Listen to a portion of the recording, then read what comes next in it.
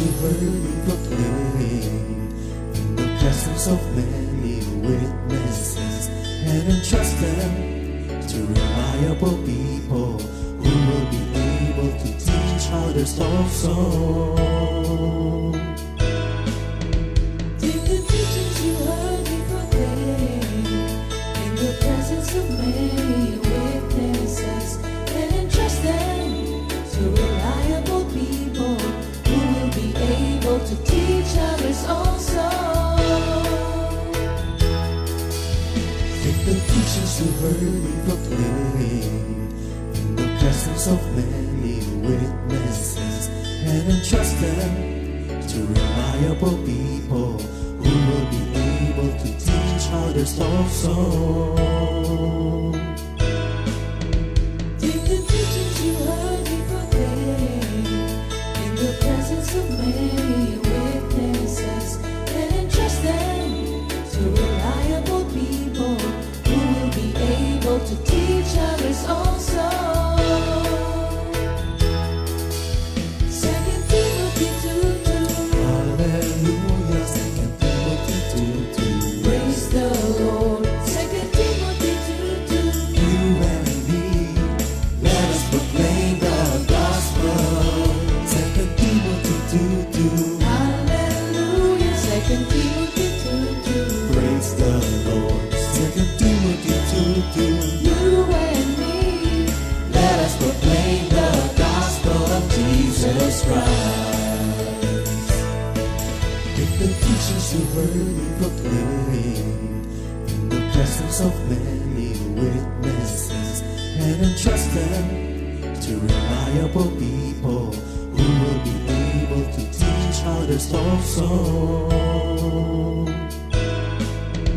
take the teachings you heard me proclaim in the presence of many witnesses, and entrust them to reliable people who will be able to teach others also.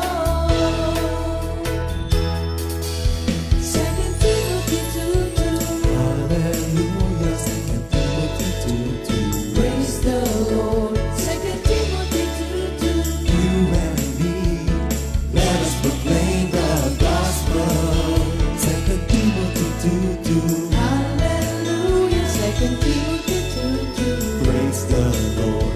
2 Timothy 2:2. You and me, Let us proclaim the gospel of Jesus Christ. The harvest is plenty, but the workers are few. As for me and my house, we will serve the Lord. We will serve the Lord.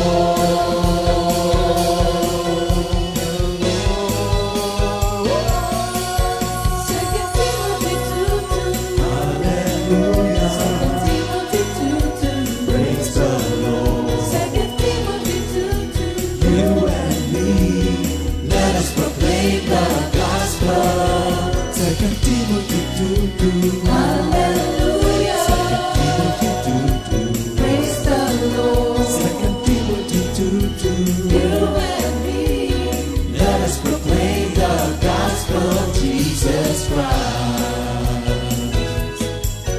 2 Timothy 2:2.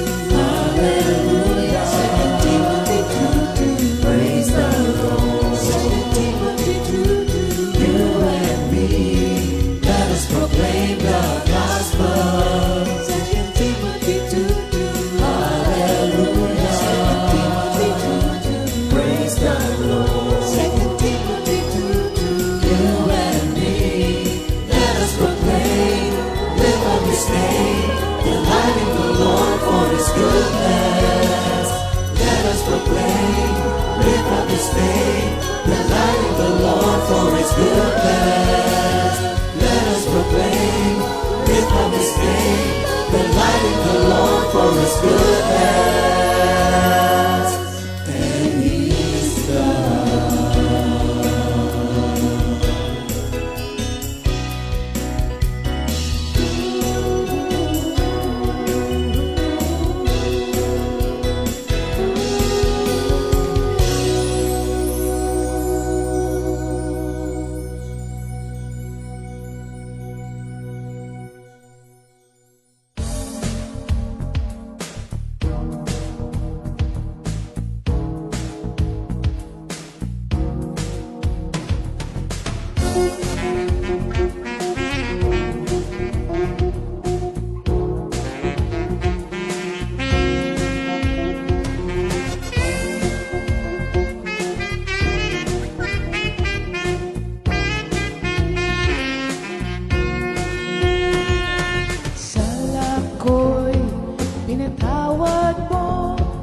minahal mo ako ng totoo. Kay ganda ng ginawa mo sa buhay ko ito.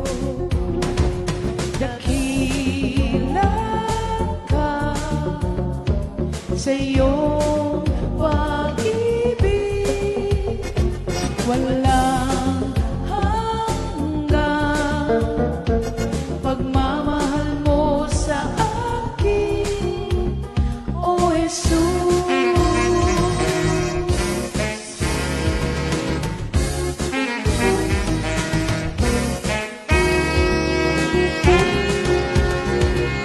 Sana ko'y pinatawad mo, minahal mo ako ng totoo. Kay ganda ng ginawa mo sa buhay kong ito. Dakila ka sa iyong pag-ibig, walang hanggan. Pagmamahal mo sa akin, O Jesus. Kahit na ang puso ko'y lagi nagbabago, kahit kailan di ako nakarinig ng sumba sa'yo, O Kristo, mahal mo nga ako.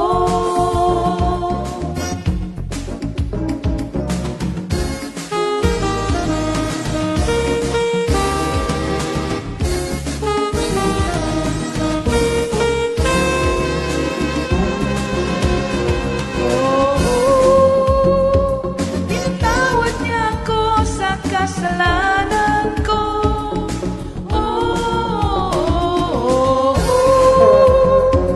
Pinatawad niya ako sa kasalanan ko.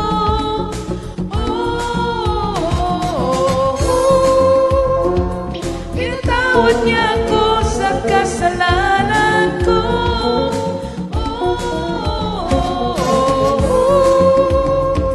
Pinatawad niya ako sa kasalanan ko.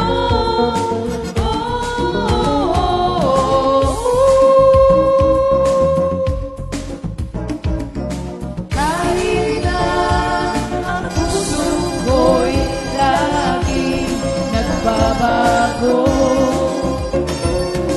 kahit kailan di ako nakarinig ng sumbat sa'yo, O Kristo, mahal mo nga ako.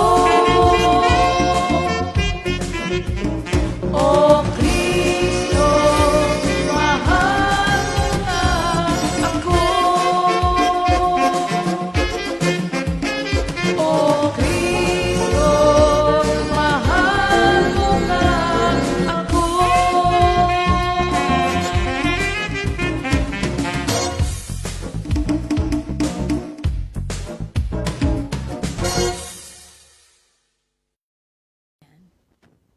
Good morning. Good morning everyone. Morning sa inyong Magandang lahat. araw sa lahat. Masayang araw, lahat ng kasama namin dito sa center at lahat po naka-tune in sa ating Good Morning Jesus for today.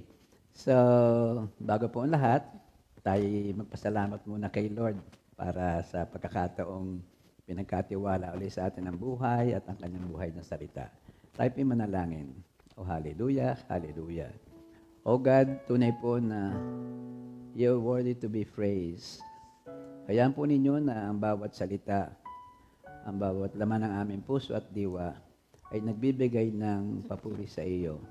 Kami po ay nagpapalinis muli dahil alam po naming hindi kami ligtas sa anuman na tukso ng kaaway mula pagkagising hanggang kanina. Pero linisin mo po kami upang maging matabang lupa, ang aming pong puso at ang aming mapapag-aralan ay lumango at mamunga. Sa pangalan po ni Jesus, this is all for your glory, Father. Samahan mo kami, Banal na Espiritu, paunahan kami. Maraming salamat po. In Jesus' name, Amen. Amen. So, yung ating memory verse for the week, Proverbs 3:25 to 26. Sister Cora? Sabi dito, do not be afraid of sudden terror or of the ruin of the wicked when it comes. For the Lord will be your confidence and will keep your foot from being caught. At sa Tagalog naman, kahit hampas nitong bagyo ay dumating ng biglaan, hindi ka mababagabag tulad ng mga mangmang, pagkat tiwala kang si Yahweh ang kaagapay mo at di niya hahayaang sa bitag ito'y masilo. Thank you, Lord. Praise the Lord. Praise the Lord. So again mga kapatid, ang ating pong pag-aaral ay bahagi ng series tungkol po doon sa natatanging pagpapala ng Diyos sa mga true believers, the true identity of true believers. For today, ang ating po ay doon sa true believers are worshiping people. So, bago natin basahin, uulitin po natin yung ating word noong 2 Sundays ago, doon sa 96, pero idiretso na po natin doon sa kabuuan, verses 1 to 13. Pero bago po natin basahin, awitin muna po natin yung pagpupuri sa Diyos. Narito kami ngayon.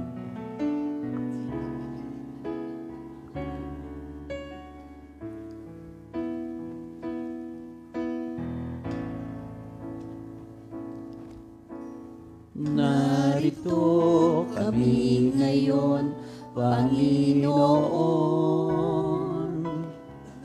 nag-aalay ng awit ng pasasalamat sa iyo.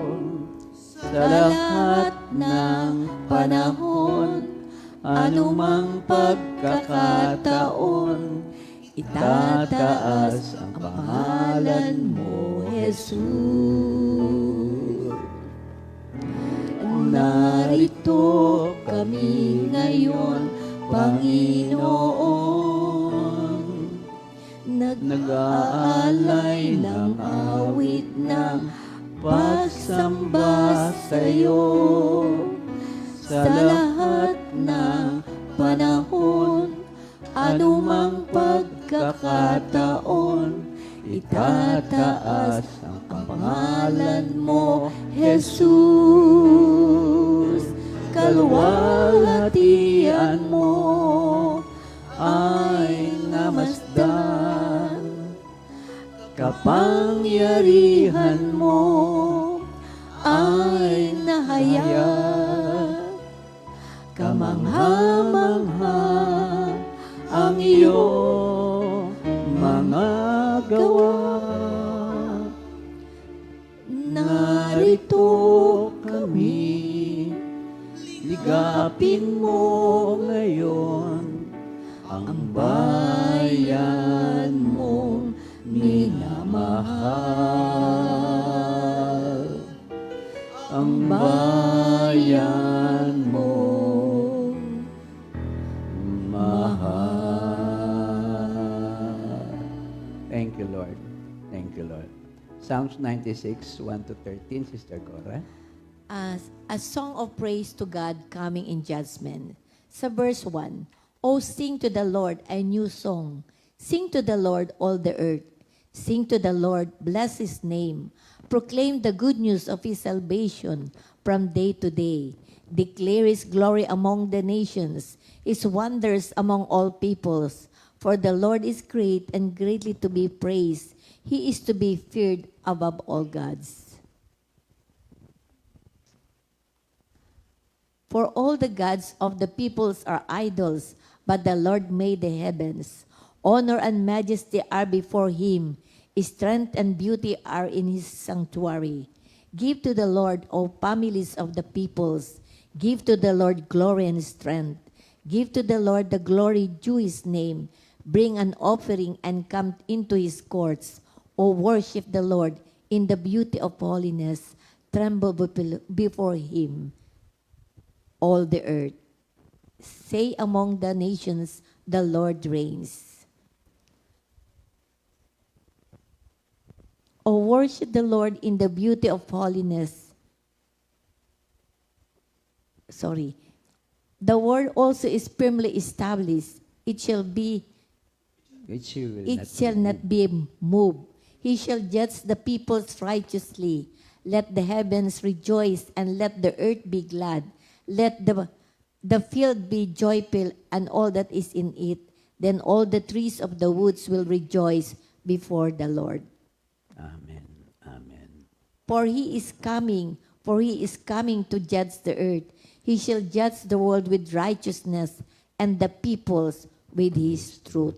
Thank you, Lord. Amen. Thank you, Lord. Psalms 96, 1 to 13. So ito nga po yung ating lesson 2 Sundays ago tungkol sa Psalms 96, 1 to 13.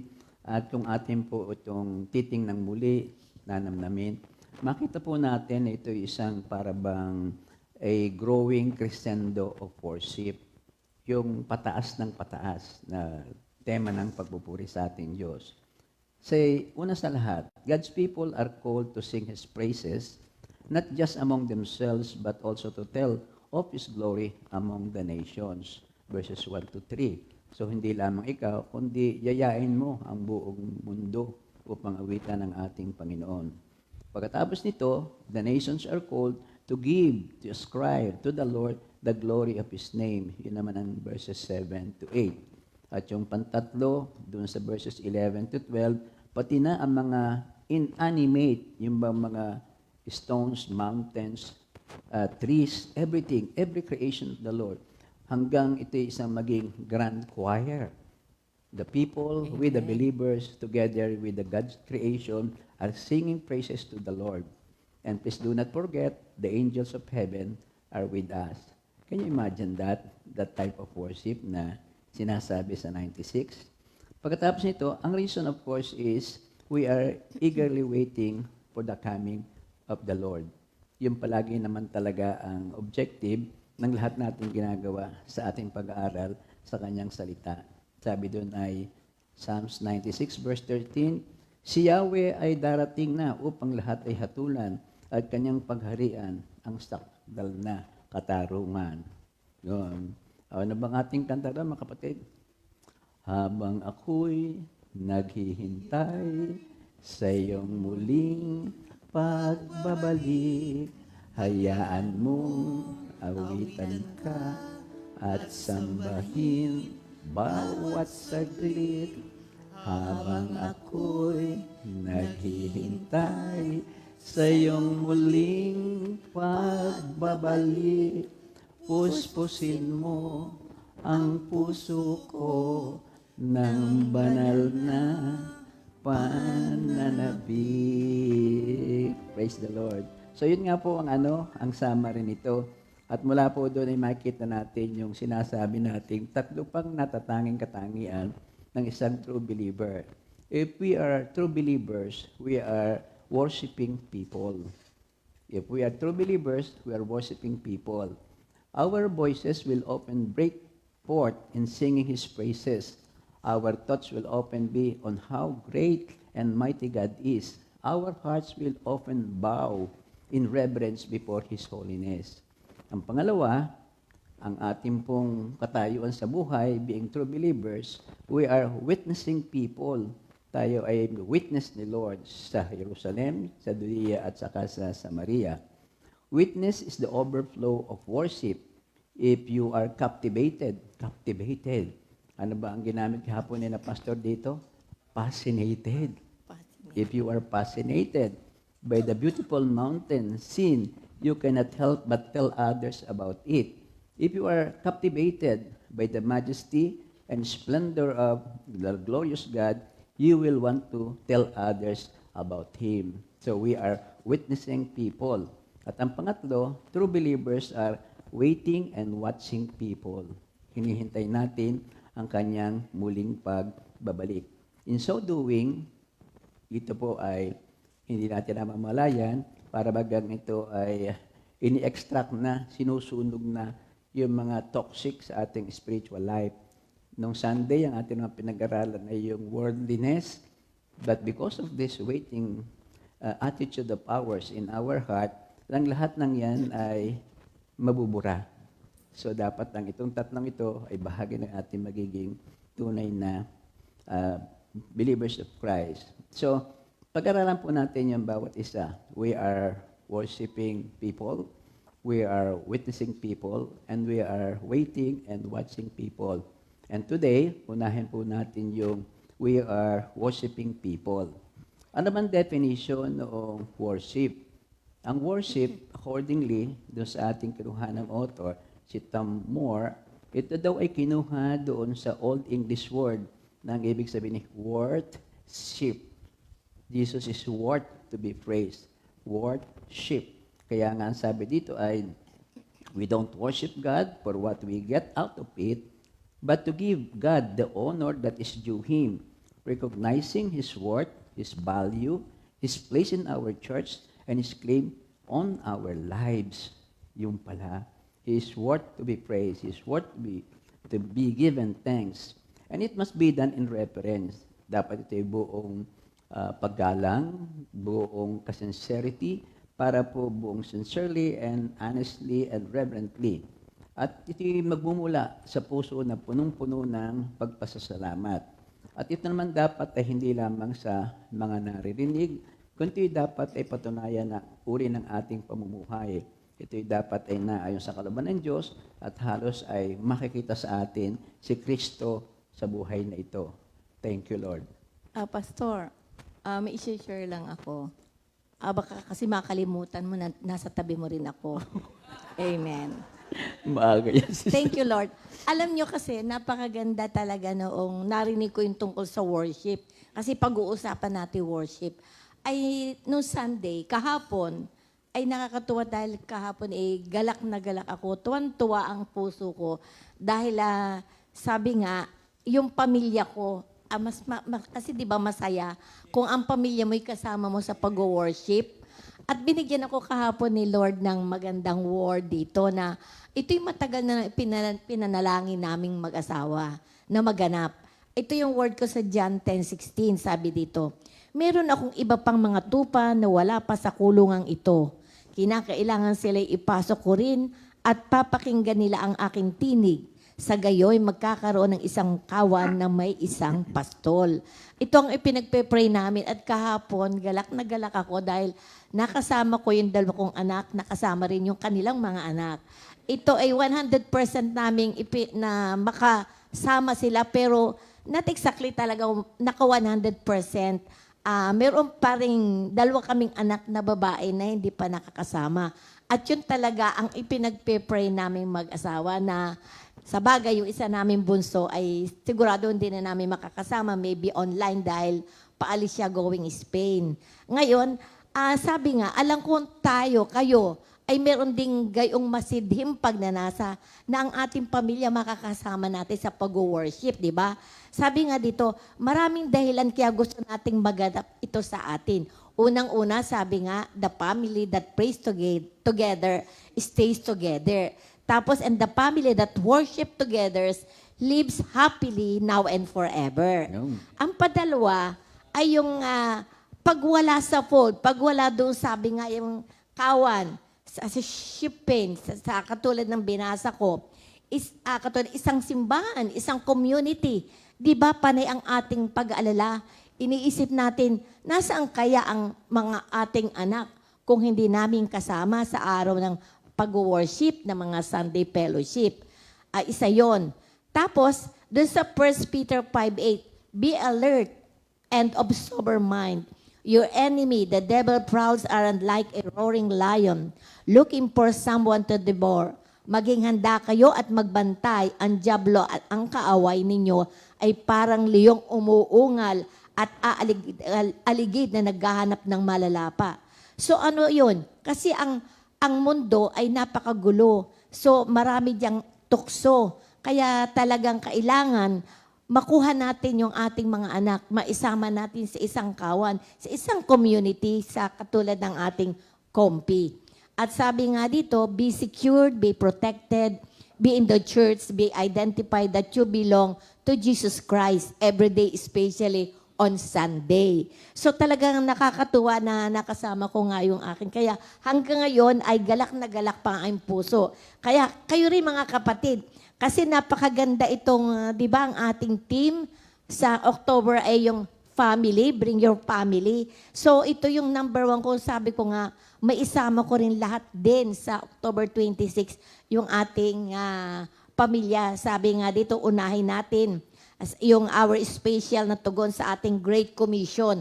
Unahin natin yung family, yung Judea, sunod yung Samaria, yung ating mga kamag-anak, at yung Judea, yung ating mga nakakasalamuha. Kaya all glory to God. Kaya talagang itong worship ay kailangang napaka-importante at yun ay kailangan nating isama ang ating mga pamilya. Amen. Thank you, Lord. Tapos na ako. Tapos ka. Baka ako masuspended dyan. Sister, anyway, mula kahapon, na-confirm lang yung ano ba yun? Yung aking paniwala sa lahat ng Kristiyano, sa atin, wala nang such thing like bad news. If we are with the Lord, lagi na lang yung ano ba yan? Good, better, best. Na-confirm kahapon Kung dumating sa iyo ang tawag ng tao bad news, that is actually a wake-up call.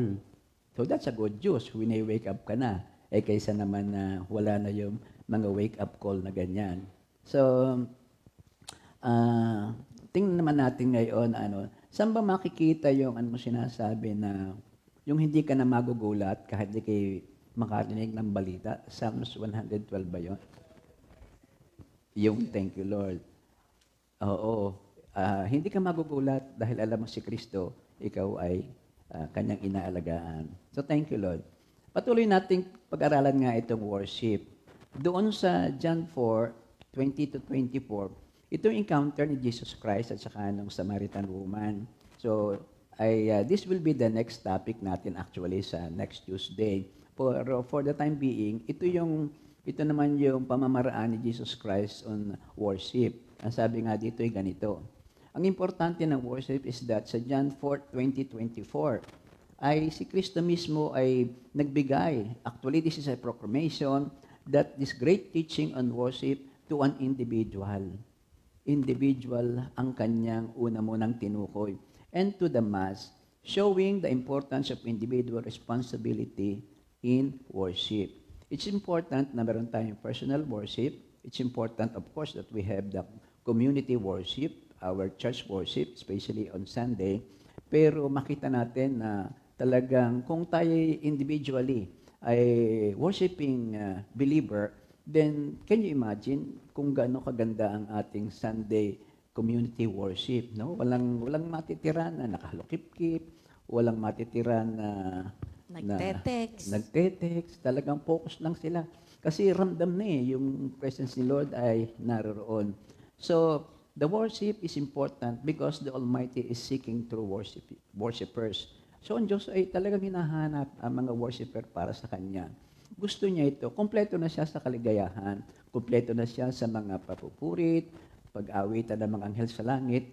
Pero lagi kung maidadagdag natin ang atin, that is naman para actually sa ating kagalakan din yun na tayo nagpupuri sa ating Panginoon.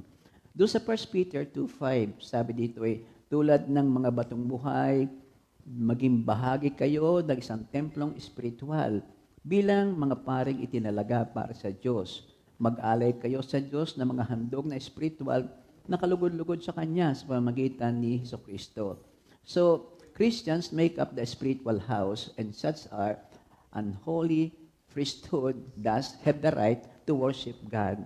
So, not only that we are so sought by the Lord to worship Him, but we are actually given the privilege to worship Him.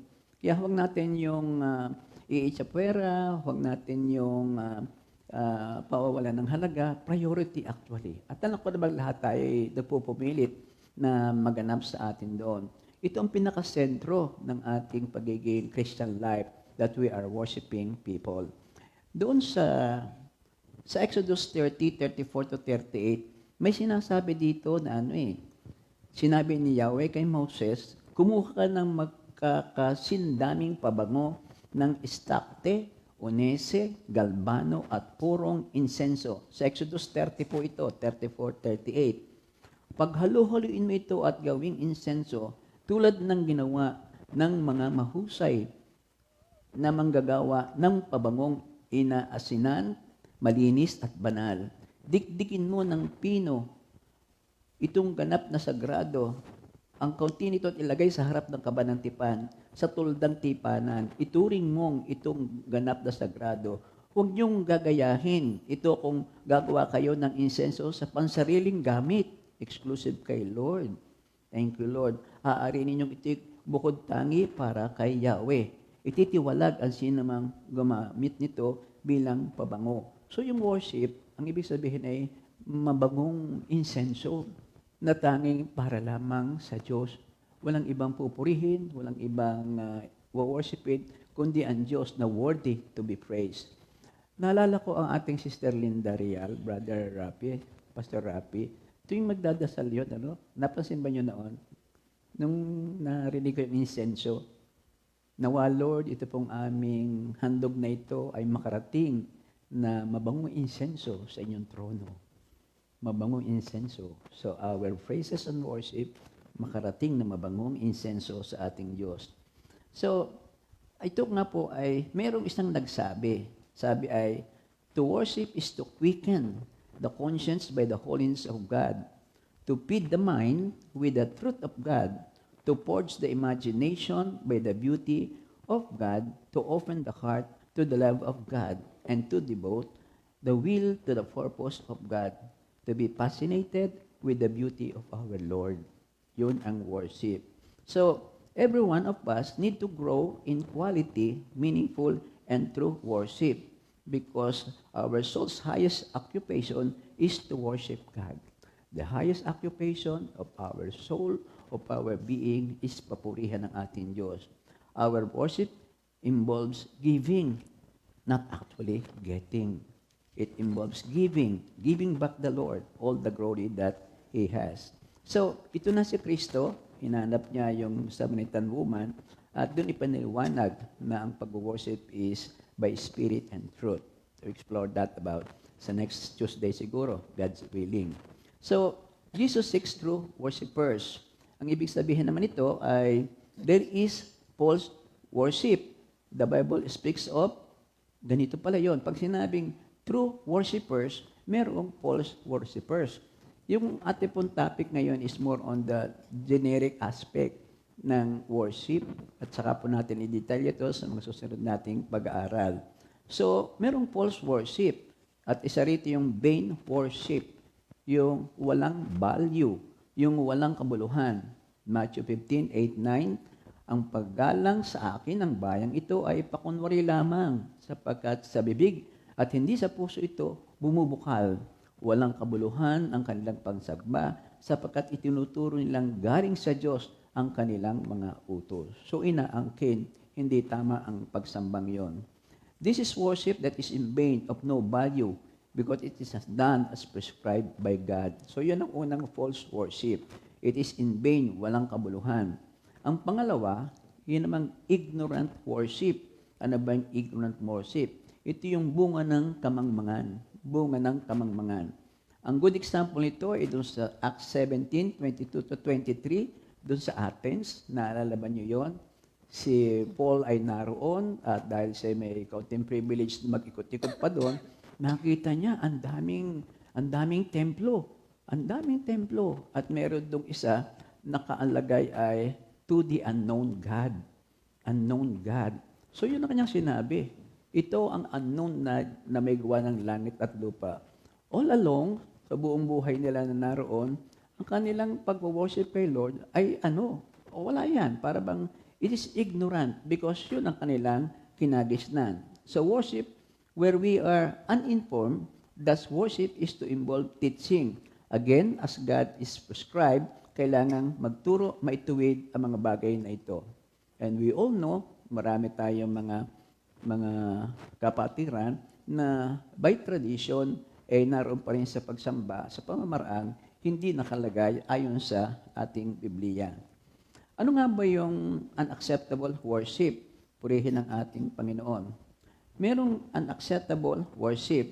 First of all, yung the worship of false God. Sabi doon sa Romans 1:20 to 23.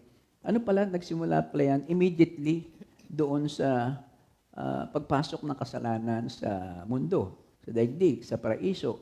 Si Cain, hindi akala lang niya ay, ano ba yun, parang initsapwera siya, parang may favoritism si Lord. Si Abel ang parang given ng favor. Pero ang kanyang ibinigay is not the best of his harvest. Kaya anong nangyari? It's a false worship. Kaya ano nangyari? Yun na. Lumayo sa Diyos. At accordingly, sa mga Bible scholars, ang lahat ng mga angkan niya ay di minana sa kanya pagiging idolatrous. Meron na talagang wino-worship na iba. Purihin ang ating Panginoon sa mga pagtuturong ito.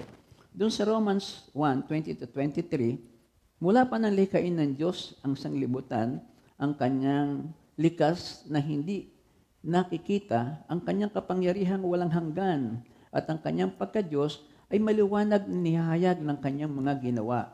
Kaya't wala silang may dadahilan pa.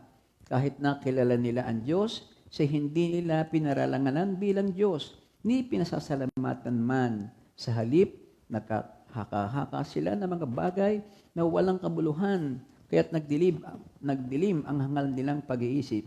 Sila'y nagmamarunong, ngunit lumilitaw na sila'y mga hangal.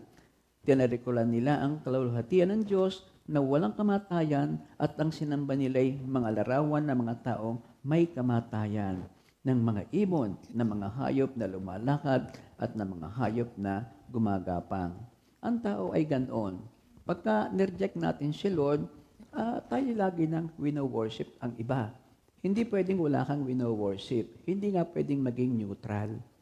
Pag hindi si Lord ang wino-worship mo, lagi ka merong something or somebody na wino-worship, sinusundan, at ginagawa mong Panginoon. Hindi pwede ang magkaganon.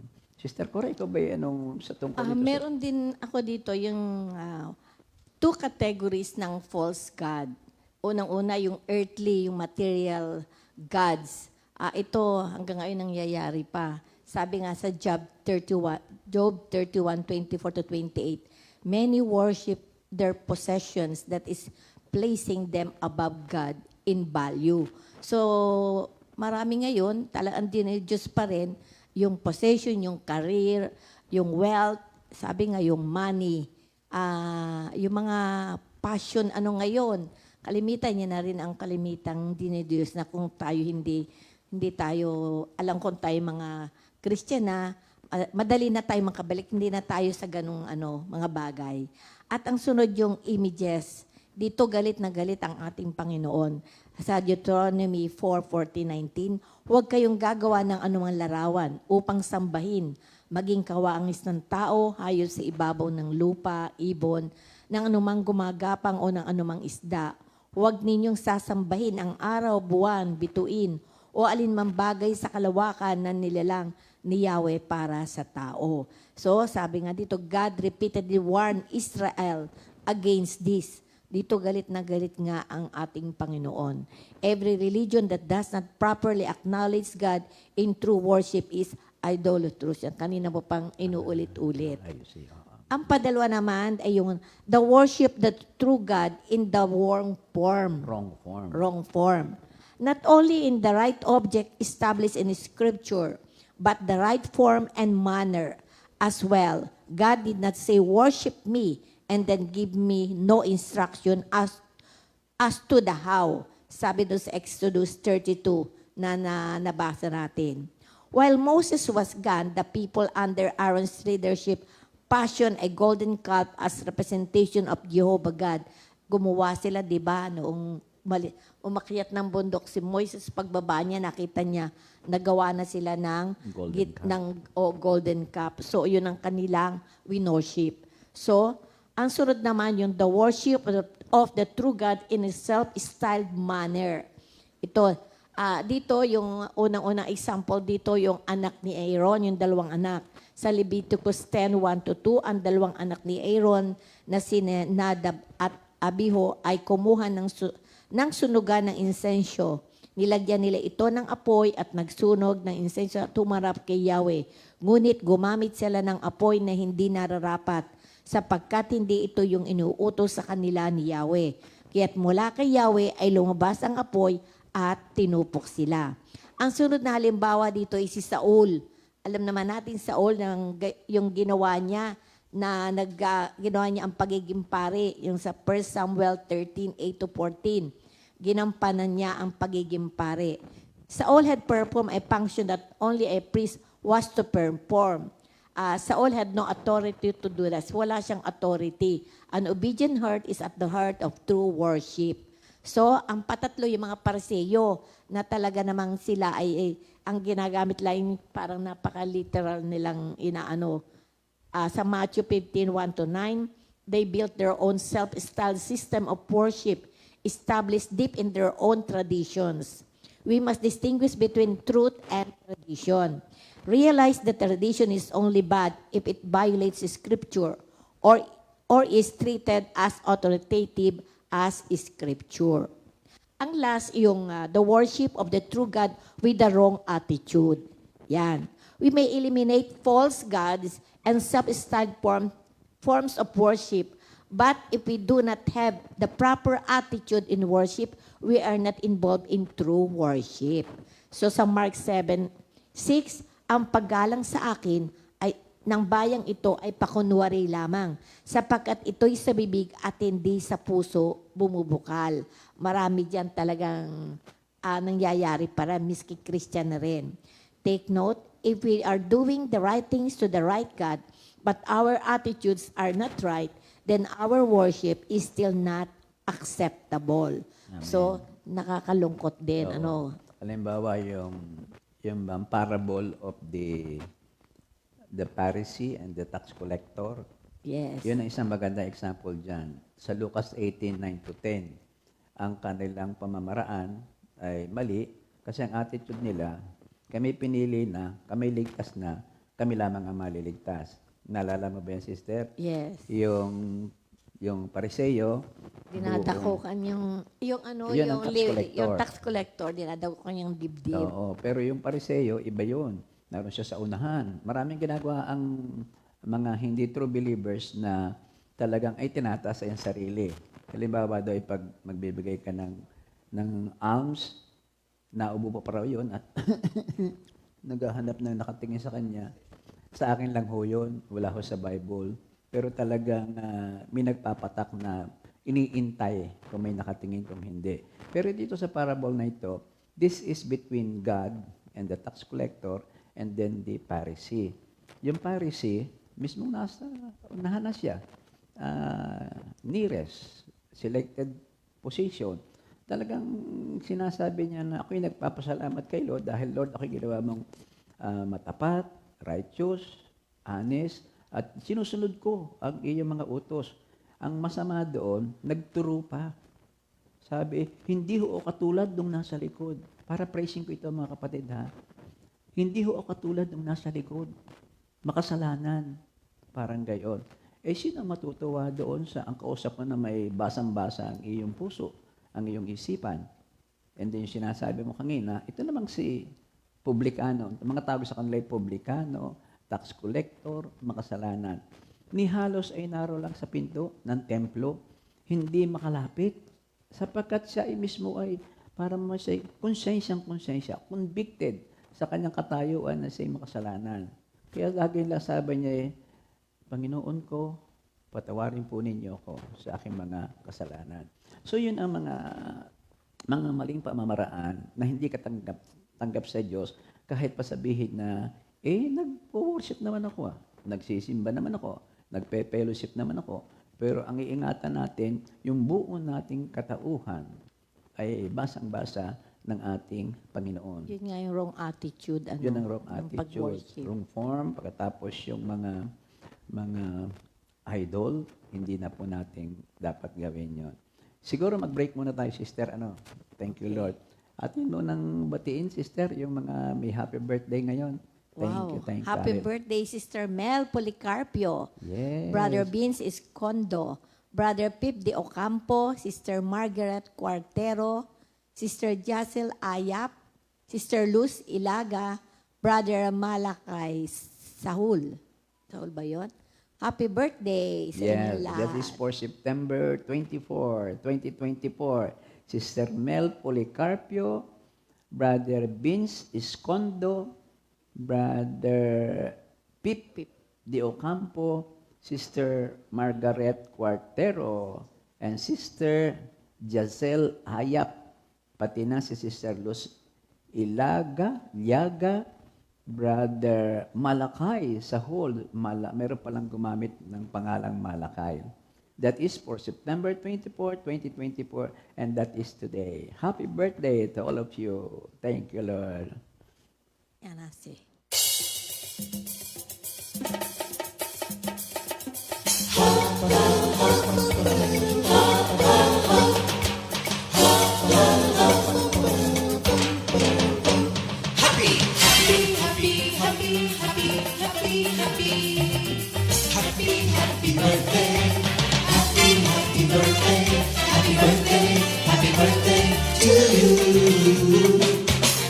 Happy anniversary, happy anniversary, happy, happy, happy anniversary. Happy anniversary! May the good Lord doesn't leave you, may the Lord's light shine upon you. Happy anniversary to you. Happy, happy birthday to you.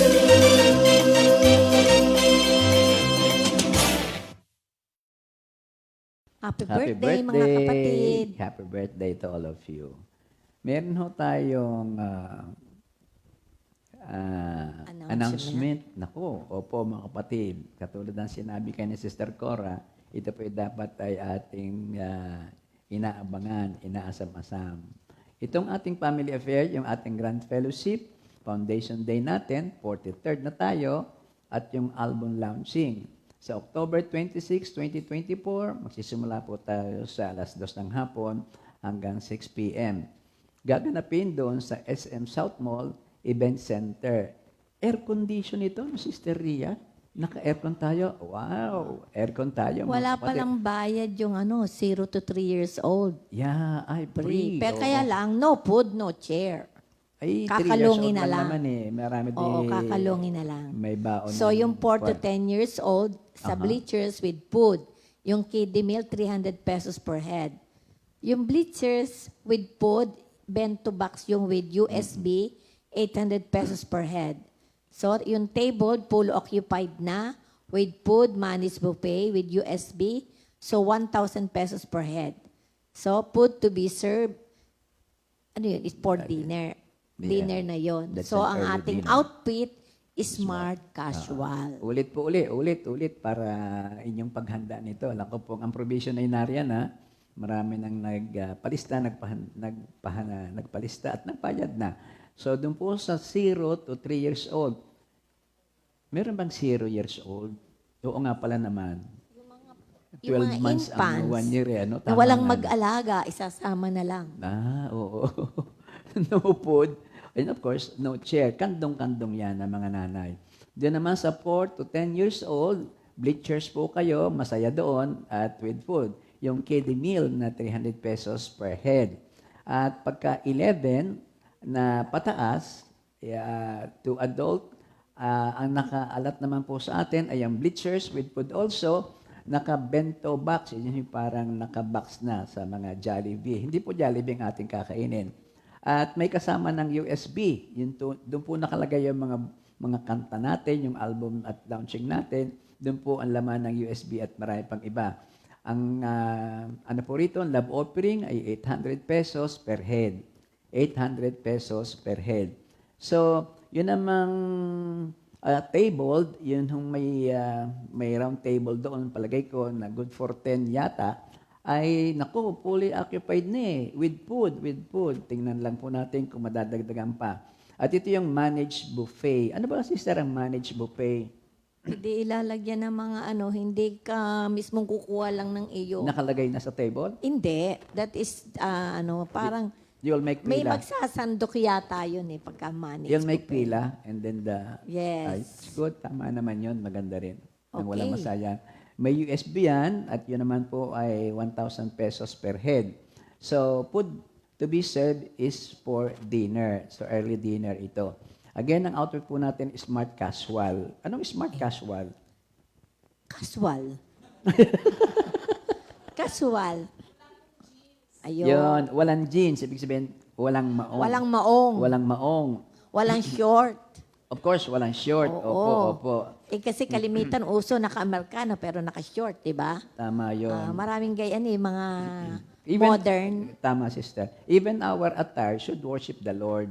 Lahat ng Yes. bagay, ang Diyos ang ating patungkulan ng handog Yes. na ito. Ano po? Yan ang example ng worship talaga. Oo. So, yun. Sa iyong pananamit. Okay, Yung go pananamit. ahead. O, sige. Ito, puntahan na natin yung lesson natin at pamaya na yung ating repeat new song. Ano? Sige po. So, kanina ay naulit ni Sister Cora yung iba't ibang uri ng maling pagsamba, iba't ibang uri ng pananampalataya. At ngayon naman po ay yung katanungan tungkol naman doon sa occurrence of worship. Tunay nga bang ang Diyos, ang Espiritu Santo ay nasa sa atin during our worship? Kasi yung worship, ang isa kong ano doon ay dapat madama mo na ikaw ay yakap-yakap ni Kristo at ikay umaawit as one church, was community. Hindi lamang ito sa simbahan na pati personal mo nga pag-worship kay Lord. Dapat merong kang kita, pruweba, that the Lord is there. That the Lord is there. Ano ba sabi dito? Worship occurs when people encounter God who loves them and desires a relationship with them. Sabi ni Pastor Robert Weber, ang worship daw is meeting between God and His people.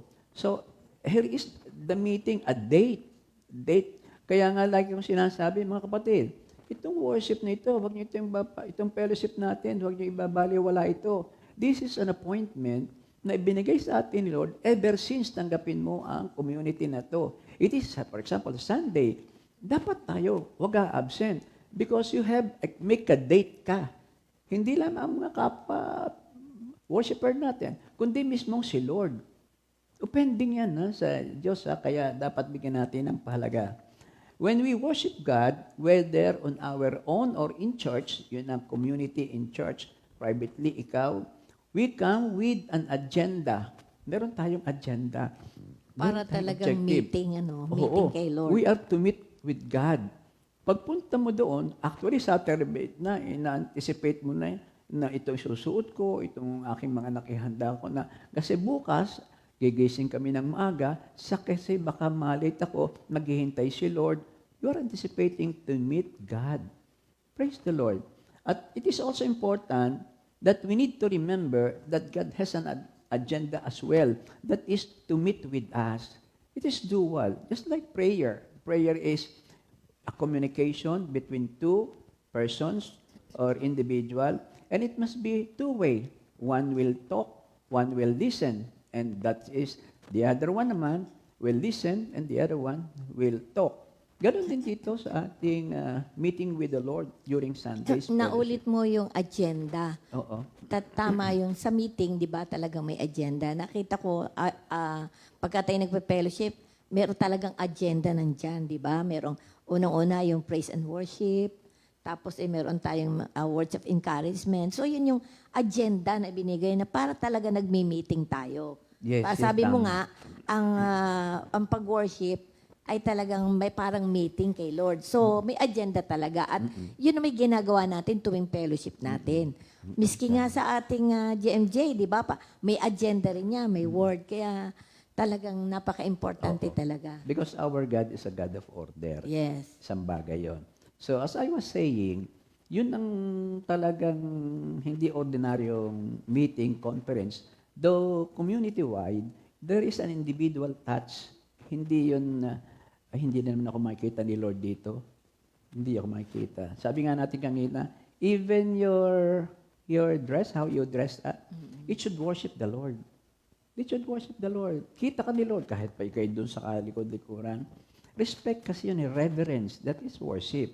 So, again, mga kapatid, kuminsan naman ako'y medyo bali din dyan eh. Pero sa pag-pray, pag hingilin ng tulong kay Lord, laging hiningi kay Lord sa ikabubuti. Our Lord nga ay wala ng bad. Ang sa Kanya ay it's always good, better, and best. Kung saan ka ngayon naroon, tingnan mo lamang, that's good because you will be gigisingin ka upang ikay maging better. And of course, ang dulo ay maging best. But whether you are already at your best, sa palagay mo you are already at your best, consider it as only good. Because our God is dynamic. Pag you need the best na hihinto na eh. It's always again, good, better, best. Do not always stick to, ay, ako'y the best na. Hindi, kasi consider it as your relationship, good relationship with the Lord because He wants you to go better and then best. Lagi ng good, better, best. Again, wala ng bad news. Always good news. I thank you, Lord. Purihin ng Diyos. So, let's see. Saan ba ako, darling? Yun. So, ano ba yung reality? Sabi, dito ay ganito. If worship is about encountering the presence of God, merong tanong, reflective question. Isn't God's presence always with us? Omnipresent God? Hindi ba siya lagi nang nasa sa atin? Hindi ba niyo alam ng Holy Spirit ay nasa inyo? Ito'y templo ng Holy Spirit. Ano pa yung ibig sabihin natin yung presence of God ay makikita mo sa ating pag-worship kay Lord? So, sabi ni Rick Essel, yung realities of God's presence is something like this. Yung reality of God's omniscience, ang sabi, Sister Cora, pakibasa mo yung Psalms 139, 7-10. Yung, where can I hide from your spirit? Oo. Sabi dito sa verse 7, saan ako magpupunta upang ako'y makatakas? Sa iyo bang espiritu, ako ba'y makakaiwas? Kung langit ang puntahan ko, tiyak na naroroon ka. Sa daigdig na mga patay, humimlay man ako'y, ikaw din ang kasama. Kung ako ay makalipad, umiwas na pasilangan, o kaya'y ang tirahan ko'y anduluhan ng kanluran. Tiyak ikaw ay naroon upang ako'y pangunahan. Matatagpo kita roon upang ako ay tulungan. Amen, amen. Sino bang may kanta dito? Si Pastor, yung sa America? Si Pastor Lito. Pastor Lito. Meron din tayo doon, Sister Rada. Where can I hide?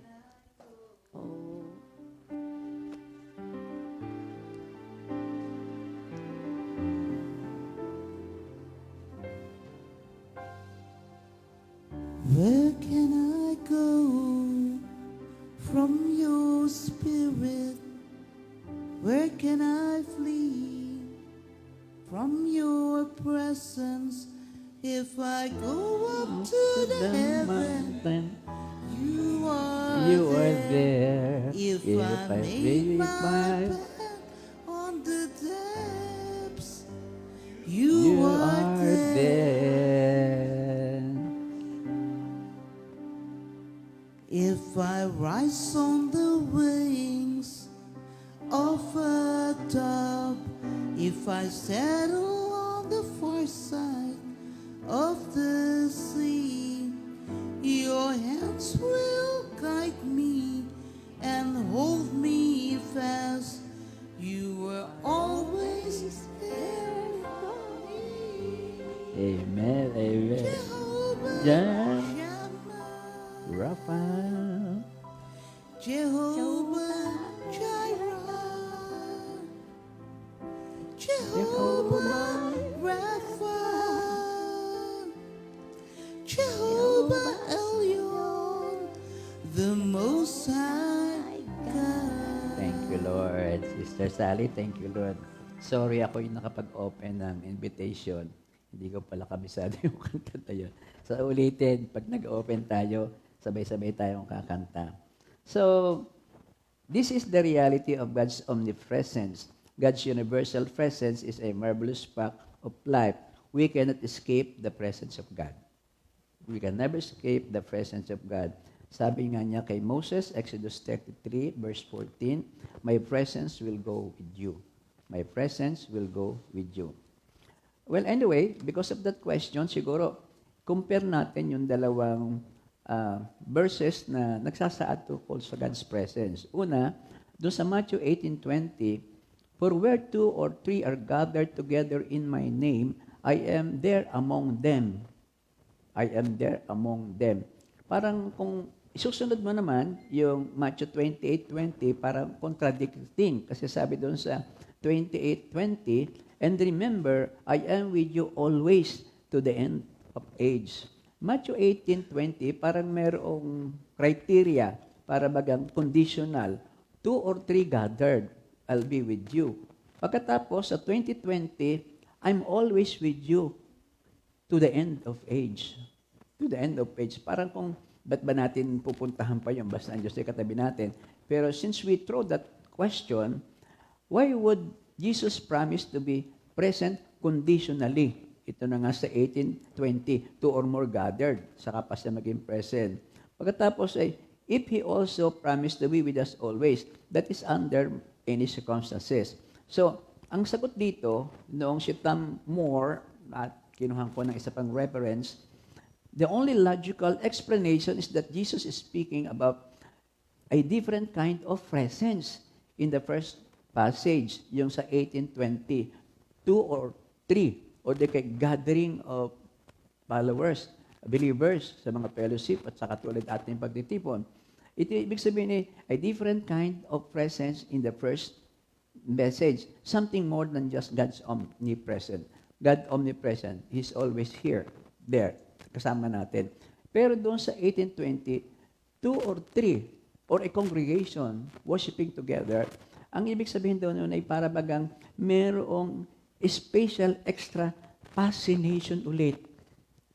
At yun ay ating madadama, siguro, dadamahin, ibibigay ng Holy Spirit sa atin kapag ka nariyan na yan. Fascination, meron extra peace, extra joy, at nakapokus ka na sa presence of our Lord. So, ito nga yung pinasabi natin. He will not leave us, He will not forsake us. Pero heighten, mas mataas ang presensya niya sa iyo. Kung dalawang mag-asawa nakaka-agree sa anumang bagay, ipagkakaloob ni Lord yan. Sa Pasko nga, ano man hilingin mo, kung ito'y mayroong pag-ibig, di ba? Uulan ng biyaya sa Pasko. Sa October, sister. Thank you, Lord. Anyway, yun po ang sinasabi dito. There is an extra fascination. Merong, siguro hindi lang tayo aware na yung pala'y nandun na. So, ini-emphasize natin ngayon, mamaya, on your own, the personal worshiping to the Lord, tingnan mo lang, niyayakap ka na ng Diyos. At kahit anong hilingin natin, ay bibigyan tayo ng ating Diyos ng kapayapaan. Ano nga ba ang kailangan natin in worship? Sabi ni Moses, ang desire niya for something far deeper. Ang sabi niya ay, tiningirin niya ito kay Lord. Yung magkameron siya ng uhaw, ng gutom, ng hunger for the presence of the Lord. Moses had a passion for His presence.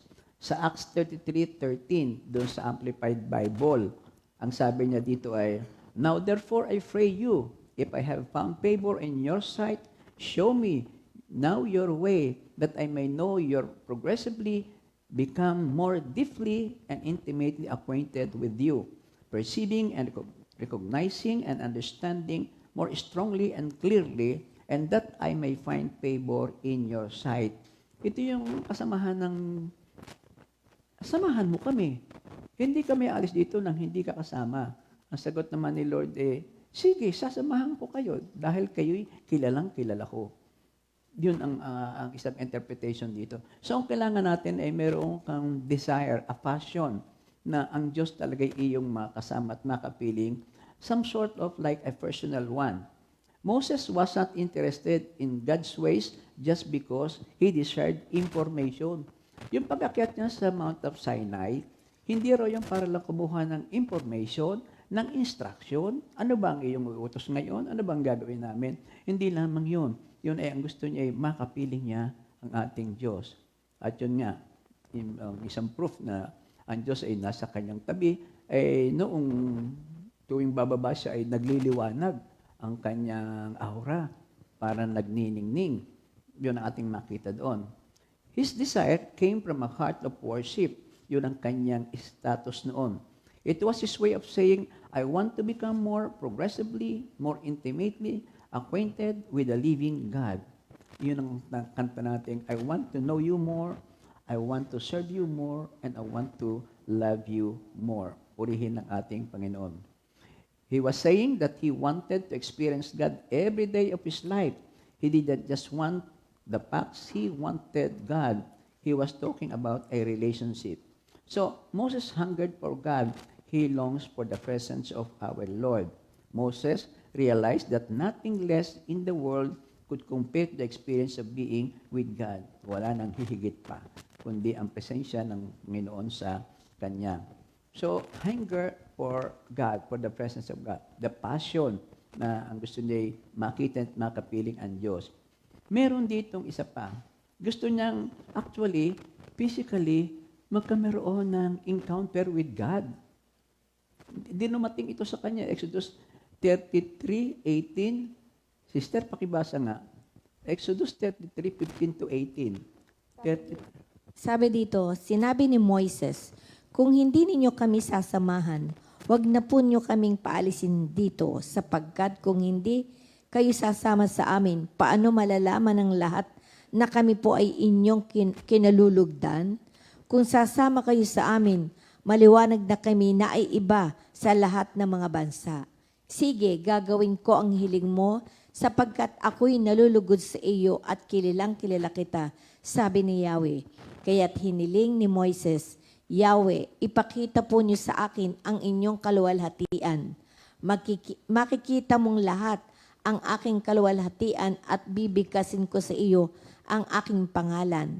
Yahweh, mahahabag ako sa nais kong kahabagan at maaawa ako sa nais kong kaawaan. Ngunit hindi mo maaaring makita ang aking mukha sapagkat tiyak na mamamatay ang sino mang makakita niyon. Dito sa tabi ko'y may matatayo ang kang bato. Pagdaan ng aking maningning na kaluwalhatian, ipapasok kita sa siwang ng batong ito at tatakpan kita ng aking kamay.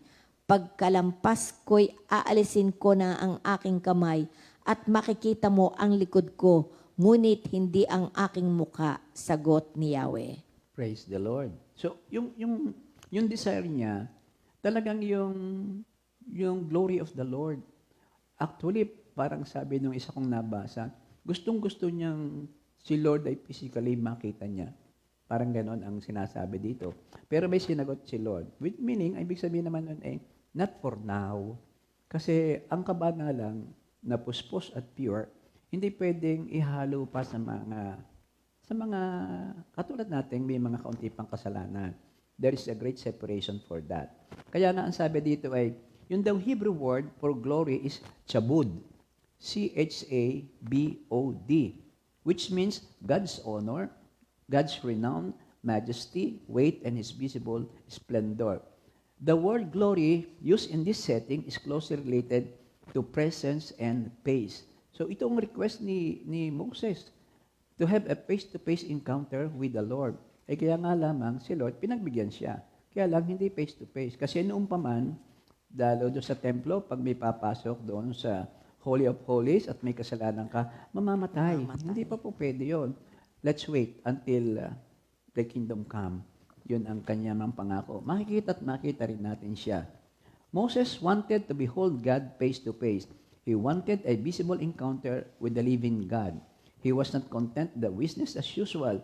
He wanted God to show up in his life. Pati yung kanyang desire na magkameron na siyang kay Lord ay talagang escalating, paakyat ng paakyat. At ang gusto nga niya ay talagang physically makita niya ang mukha ng ating Panginoon. Pero hindi, pinagbigyan siya, ang Diyos mismo nagtago sa kanya sa siwag na bato para kasi yung presence niya, it's either life or death. Pagka may kasalanan, mamamatay. At wala naman taong walang kasalanan. Especially nung before the Calvary event, doon lamang nagkameron ng total forgiveness sa ating mga kasalanan. So, eto na siya. And then pagkatapos, pinalagpas lang niya at ang nakita ni Moses ay yung likuran ng ating Panginoon. So again, good, better, best ang sitwasyon na ito.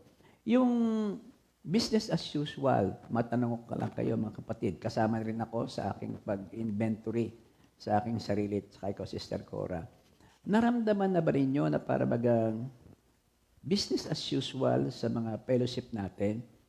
Para bagang gising ka ng umaga, habol ka doon sa 9 na simula, pagkatapos ay, yun, aawit, kakanta, tapos magpipray, sharing, tapos ay, yun, yung regular na. Hanggang sabi nga, naka-agenda, tapos closing prayer na. Week after week, meron ka bang hinahanap o nung ikaw ay pumasok doon, ako ay pumasok doon, meron ka bang madadala na biyaya ng pagkakaiba mo kaysa nung ikaw ay pumasok? Yun ang gusto ni Moses. Gusto niyang tumaas pa ng kaunti. Ating puntahan yun. Siguro ayon na rin sa ating mga pinag-aaralan ngayon. Pwede tayong makapunta doon sa level na each week, para kang may inaasahan, para bagang isang, ba't ba ang tao ay natutuwang manood ng Netflix? Lalo na kung may sinusubaybayan, di Yun, ba? kasi series. Yung series. Series of expectation. Siguro dapat gayon din yung ating madama pag tayo inaasam-asam natin na ay malapit na uli ang Sunday. Yun ang pinakamaganda. Asam-asam mo na malapit na uli akong makapunta, yung makapag-fellowship. Pero pag nandito ka sa fellowship, kailangan talaga maging reverent, talagang alisin yung cellphone, alisin yung mga naiisip na mga dala-dala. Kasi pag Sunday, di ba, kailangan magpuri ka, magpasalamat sa buong linggong ibinigay sa iyo ni Lord. Tapos pagdating dito, daladala mo pa rin yung problema mo sa labas, daladala, marami ka pang yung sa cellphone na, marami ako nakikita ngayon Nagpo-worship na, nakanta na, pero marami pa rin nagte-text. So sana yun ang ating ipag-pray na pag talagang fellowship, talagang buong pusong ibigay ang pag-worship. Okay. Thank you, Lord. Yung sabi mo kanina, ako nga actually, sister, iniiwasan ko nang tumingin sa iyong mga apo at saka yung mga anak pag tayo nag-worship. Kaya ako pumipikit na nga lang Kasi talagang, alam niyo yung kabataan, hindi pa rin kaya yun ang pinagpe-pray namin.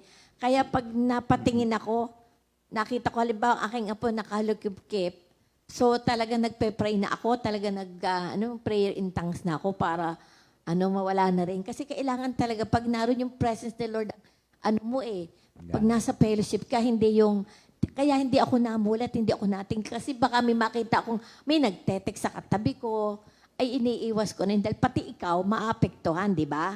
Pag nakita mo yung isa yung nagtetext, parang maiinis ka. So, kaya ka nandoon para mag-worship, di ba? Good news. Nung Sunday, yung nabanggit mo, kasama ang 50% ng ating angkam, pamilya. Yes. Wala na ako nakitang apo mo na nakakamulsa. Halakip. Wala na ako Napalakpak na ngayon din. nakahalakip. Kaya sabi ko nga, utay-utay yan. Anong utay-utay? Hebrew ba yan? Gradually. Ah, Gradually. kala Kasi gusto nating ilapit yung ating mga anak, di ba? Family nga sa pag-worship. Pagka pinurasa mo naman, alam mo mga bata, iba ugali, di ba? The more na ikaw naging stricto, the more na ikaw ay hindi susundin. Nagbubuli Kaya ka sabi na. ko nga, with love, Yun. ang ganda. pag-approach. Tsaka padaanin natin. Halimbawa, apo ang iyong tinatarget. Gusto mong ilapit ng lapit kay Lord. Kung maaari nga, huwag sa kanila, sa magulang. Meron na kasing distansya yan Kaya mo yung magulang ang magsabi sa kanila. At makikita mo, mga yan. Kasi pag tayo, di ba tinawag akong bully? Mambubuli daw. Bully. Nambubuli ka Patawad, Lord. Kasi yan ang kabitaan ng tawag bully pag napapagsabihan, di ba? Oo. Kasi ako nga, may tendency ako masyado nang naiinip. Sabi ko, it's about time. Naiinip si pastor. Gusto agad niya, pag sinabi niya, gagawin agad. Championship agad. Pero sabi ko, utay-utay. Utay. Anong ating last piece? Oo nga naman. Last place nga para tayo. So, anong ating kailangan para at least sa not only this coming Sunday, every time of the year, every time of the day, anong ating kailangan? Una sa lahat, dapat natin ina-anticipate natin yung magaganap, yung presence ni Lord. Dapat yung ating pagnasaan. Umasa tayo that God reveals presence in the worship. Expect Him, long for Him. Do not go there just like, oh, sige, basta ako na yan. Upo, may kaunting merienda kami dyan, tuwing umaga. So, po to. Basta, alam naman natin, expect that the President of the Philippines will come. Di ba? Parang political expectation. Oh, tayo doon, merong darating pala si Congressman. Si Vilma Santos, darating pala. So, you're expectantly waiting. Dito, let's expect. Let us anticipate. And number 2, look for God's sent at work in worship. Doon sa 1 Peter 5:9, humble yourselves therefore under God's mighty hand, that He may lift you up in due time. Ikaw mismo lahat naman ito hiningi kay Lord, lalo ang ating kahinaan. At hindi tayo bibigay ni Lord kasi it is toward His glory. Hingin lahat. Ano ba ba't ba ako'y mahina rito? Hingin natin kay Lord, pati nga wisdom, kung wala ka, manalangin ka at ibibigay sa iyo So, number 3 is, listen to God's voice. Familiarity. Busugin ng ating isipan, ng ating puso, ng salita ng Diyos. Because this is the voice of God. Sabi, the good shepherd, I know your voice, and the sheep know His voice. At makita mo na yun. Nandun na ang ating, the voice of the Lord, let's listen to Him. Number 4 is open yourself up to new manifestation of God's presence. New manifestation. Hindi lamang yung hindi ka titingin sa likod at baka makita mo ang iyong mga anak o yung kasama mo sa pag-fellowship nakahalupkip ka rin, nagte-text na ganyan. Kaya ko na lamang hindi nakahalupkip kasi I am expecting na may result na yung pinapanalangin. Lumingon nga ako, walang nakapamulsa, walang nakahalupkip. New expectation. Kaya, paano pa rin yung faith? Faith is no doubt. Binago na ngayon ni Lord ang mga ito. Amen. Lumingon ka. Pag hindi mo ginawa yun, natatakot ka, mukhang hindi ako pinapakinggan ni Lord. Number 5 is, be sensitive to the leadership of God's Spirit. Be sensitive. Be sensitive. Be sensitive. Alam naman natin yung be sensitive, baka ikaw mismo ay siyang nagsisimula naman nung tinitingnan ka rin naman ng iba. Tinitingnan ka rin ng iba. So, in conclusion, Short ka na lang. sabi ni A.W. Tozer, the world is perishing for lack of the knowledge of God, and the church is famishing from the word famine. Gutom. Ito ay in hunger. Parang may famine. To suffer severely from hunger for want of His presence. Yun ang kulang sa atin, yung to want for the presence of God. The instant cure of most of our religious ills would be to enter the presence in a spiritual experience, to become suddenly aware that we are in God and that God is in us. Immediately open your eyes, open your heart. God is with us. He is in our midst. Pagkatapos nito, this would burn away the impurities from our lives as toxic, burned away by the fire, and dwelt in the bush, toxic, worldliness. Yung presence ni Lord, angkinin mo na, ito yung ating pinag-aaralan no last Sunday naman. Ano ang cure? Ano ang para ma-get rid of this? And the presence of God, your mere belief na and then siya, buburahin lahat yung iniisip nating worldliness. And that will lead you to holiness because God is with us. Thank you, Lord. Ano pang sabi dito? So, therefore, ang gagawin natin, mga kapatid, ay huwag na tayo magtuturo. Huwag ka nang tingnan mo yung iyong mga anak o nakahalukip kung hindi. Kung iyong mga fellow worshiper doon ay kung nagtetext kung ano. Sa iyo na muna kasi nakatingin din sila sa iyo. So, focus to ourselves. Oo. Self-inventory.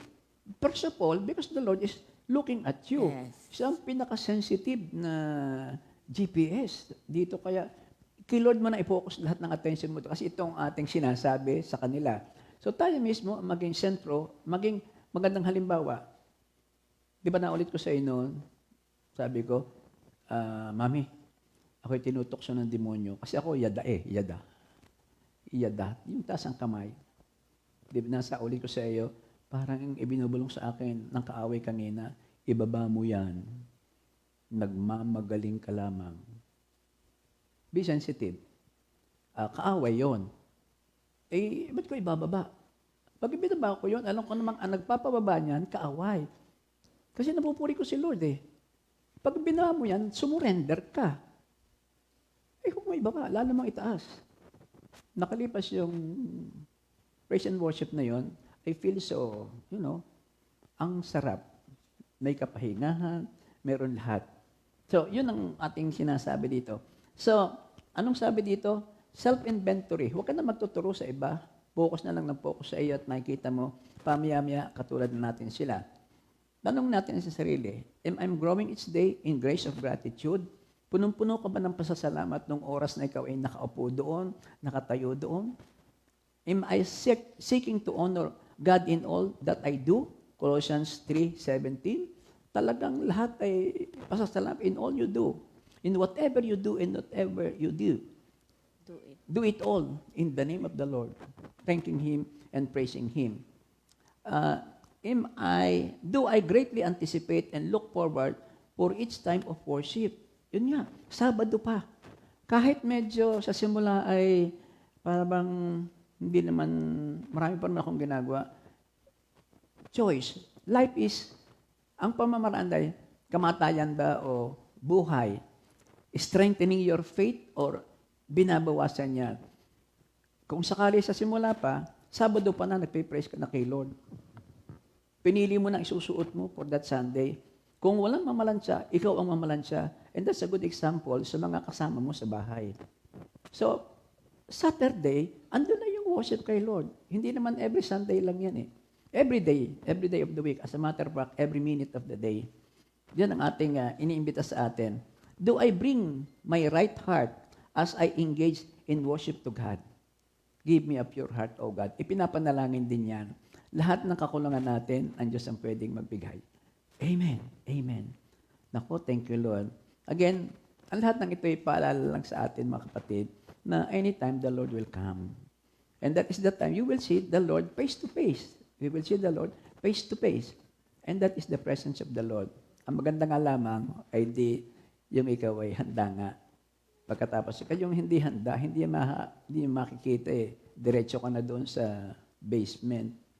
So, hanggang doon na lang mga kapatid. At ako'y nananalig na ang magbabaon tayo, glory to God, na hinahanapan tayo ng Diyos sa isang dakilang pag-worship sa Kanya, either in our personal capacity and most especially in our community fellowship. Amen. In Jesus' name, amen, amen. Thank you, Lord, for all these graces. Repeat new song. Repeat new song, O Jesus, kay buti mo, by Sister Jimmy Hapin. Jaime.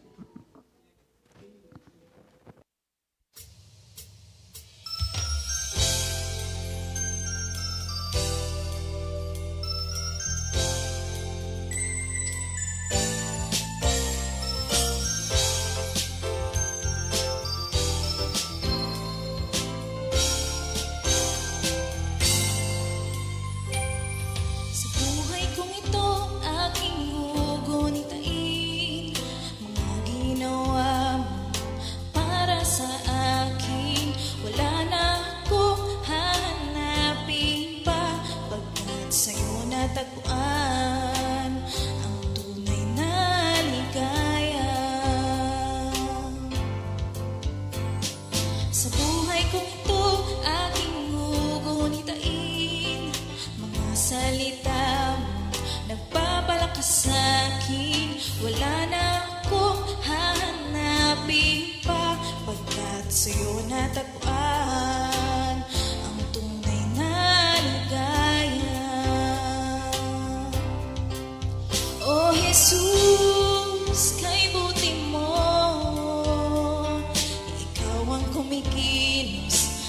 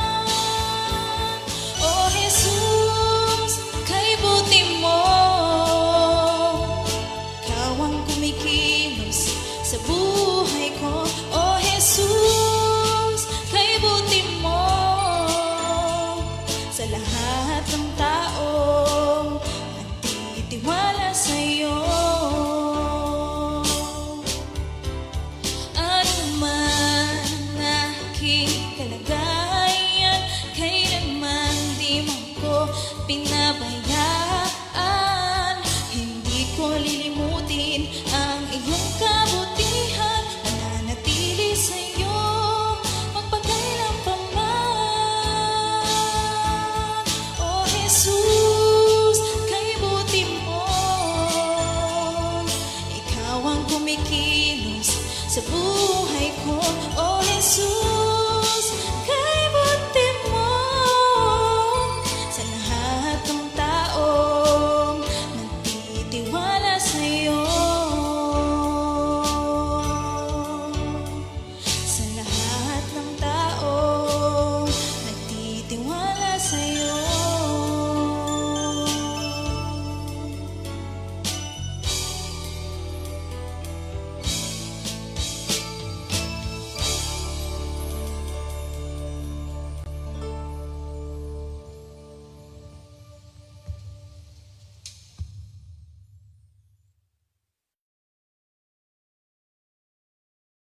Second Timothy 2